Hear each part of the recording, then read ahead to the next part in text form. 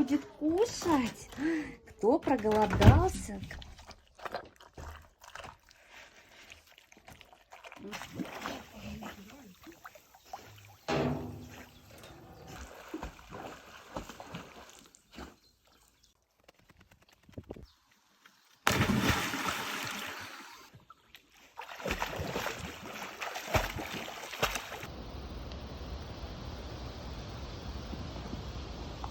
Дай, мама. Ой, дай.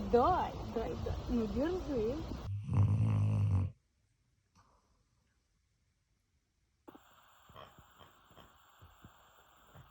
Это что такое вообще за выступление вашего мастера?